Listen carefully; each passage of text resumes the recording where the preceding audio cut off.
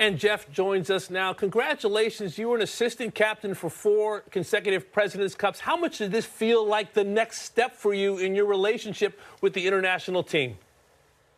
Yeah, for sure. It felt pretty natural. I mean, it's been a big part of my golf career, playing in 3 and then assisting at 4. It's my favourite week. Those 7 weeks that I've been involved with the President's Cup are probably my 7 favourite weeks in golf. They're just such special weeks. I mean, you hear it from everyone who plays in these teams, the connections you make with the players and the sort of the level of pressure and emotion and sort of how rewarding these events can be. I was very excited to hear that I was going to be captain and sort of get to lead the team one time. It's an incredible honour and humbling when you look at the list of captains that the international team has had. My name looks like the odd one out there, but I'll see if I can do it proud. At the risk of aging you, Geoff, you turned professional in May of 1998. That was a few months before the international team last won the President's Cup. That's a lot of history to have to turn around. Did that make you hesitate at all to accept this role? No, not at all. I mean, as I just spoke about, the passion for this event is pretty strong. And it's been growing inside the international team for a long time. It's a very sort of connected family of players and caddies and wives, and the whole international team is sort of very motivated to sort of turn that result ledger around a little bit.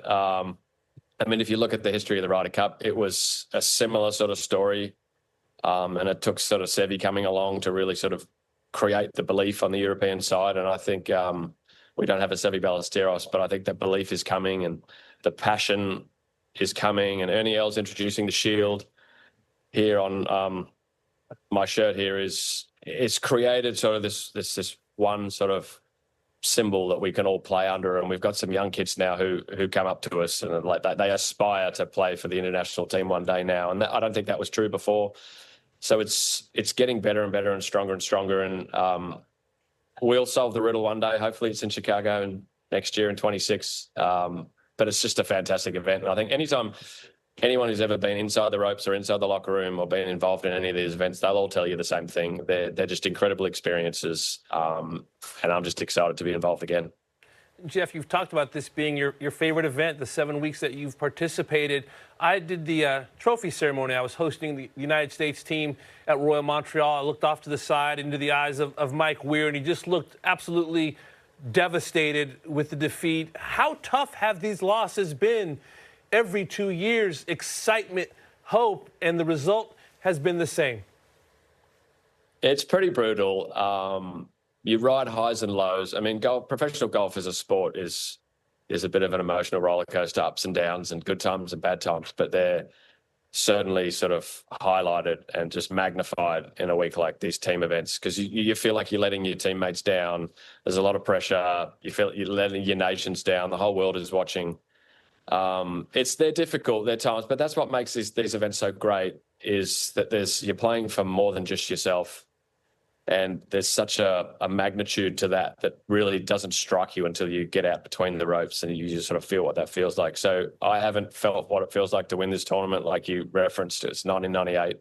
I watched that. That was just after I turned professional at Royal Melbourne, near where I grew up. And I watched those boys win that tournament, and that looked like a lot of fun. And that probably sort of ignited the fire for me with the President's Cup, seeing us win that so well. And that was a team of legends with Norman and Price and Vijay Singh and Ernie Els, and Peter Thompson was the captain. And so that was a really good start to my sort of President's Cup career, watching that from outside the ropes as a kid. So, yeah, we'll crack the riddle one day. And it's really brutal when you lose these team tournaments, but I can only imagine the opposite feeling of elation when you win would be really satisfying and rewarding.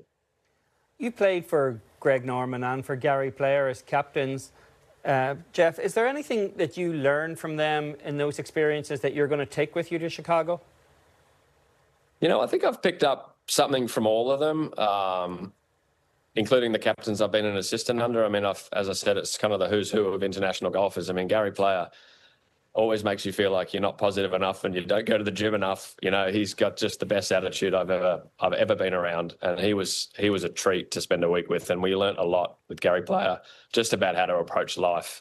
You know, Greg brought his own sort of confidence, if you like, to the tournament, and level of attention to detail Greg showed was amazing. And then along through Nick Price, Ernie Els is an amazingly sort of magnetic leader. Like when Ernie talks, everybody listens. And he was a really powerful leader. And Trevor's enthusiasm was just incredible, what he brought to the event, and his attention to detail and enthusiasm was nuts. And then Mike Weir in Canada, he sort of showed us Canada and brought Canada along, and he put his own sort of, he's again another attention to detail guy and no stone unturned. So I think there's something to pick up from all of the captains I've been under. Put my own flavour on it, I guess. We're learning along the way. It's a bit more, we've got a bit more continuity, I think, in the international group now, and trying to sort of take what we did well last time and learn. And it's not just my decisions. There's a whole group of us around now who have been involved in a lot of these President's Cups through playing and captaincy. So we're going to try to put all the pieces together and put them back a little bit better again, like we did in Montreal, and see if we can get over the line. Well, speaking of bringing your flavor to it, Medina hired you and your design firm, OCM, to bring Medina number 3 back to its championship glory and roots. How much of an inside track do you feel you have on the golf course as a designer that you can possibly bring to the captaincy? Well, I think as we sit here today, obviously I would have some inside information. I know the course obviously intimately now. We spent a lot of time out there while we were building it. But I think, look, if professional golfers are anything, the greatest asset that touring pros have is learning a golf course quickly.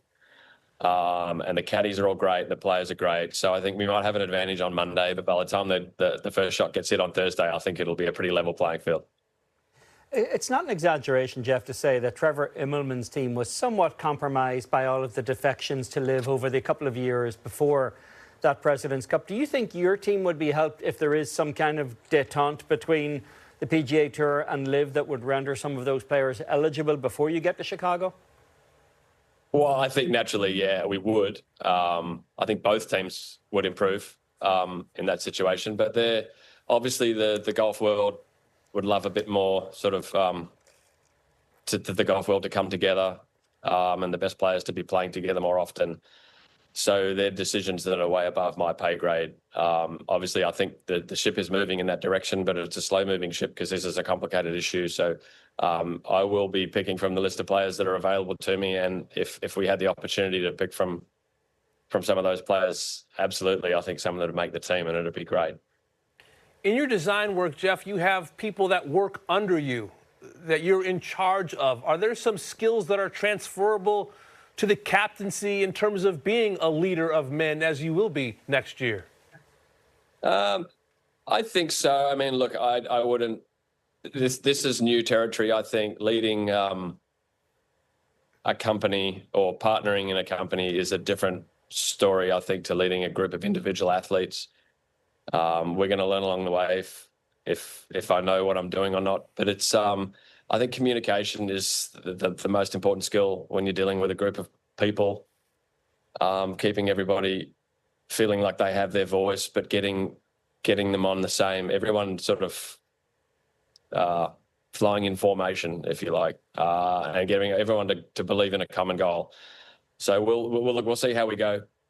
It's individual golfers, as you guys know. You talk to golfers all the time when you're around professional golfers. We all have our own opinions and our own thoughts about how things should go. But my job is to create the common goal for everyone, and to realise that, look, we're here to be great teammates, to put in to win for all your teammates, and ultimately try to win the President's Cup. What are you going to look for in your vice captains, Geoff? Not really sure. I mean, look, as I've been involved in so many, everybody brings something different, and I think a multitude of skills is important. Some guys are really great relationship guys. Other guys are great sort of analytical guys with data and stats, and some guys really have a great feeling for sort of the emotions and who's going to naturally pair with who and who should match up against who. So a multitude of skills. I mean, I think the general, you wouldn't have to think too hard to sort of look at the way the international team's been made up as far as the captaincy thing the last 3 or 4 President's Cups to sort of understand the sort of the leadership group, if you like. It's not an official thing, but there's a lot of wisdom, sort of golf wisdom around that's been involved in this team, and I'll be taking advice from all of them, and we'll try to put together a team that that ticks all the boxes we can. Geoff, I want to leave you with this. Friday night, Royal Montreal, Siwoo Kim makes a 15-foot putt as the sun is going down. The golf course goes crazy. Brant Snedeker told us into Saturday the U.S. walkie-talkies were concerned and a little bit worried about the inroads the international team was making. Though you guys lost, are those types of moments things you can carry into 2026? Absolutely. I think Montreal, I mean, Thursday was very disappointing, not winning a match, 0-5. But then Friday, as disappointing as Thursday was, Friday was just as exciting. Probably one of the most enjoyable days I've ever had on a golf course. And I think if you asked anyone involved who was inside the ropes involved in our team, they would all tell you the same thing. It was an incredible atmosphere. The team room after that day was really special. Saturday, unfortunately, didn't have the same flavour, but that's the nature of these weeks. I mean, they ebb and flow. Momentum is a really big part in sport, especially in these team sports.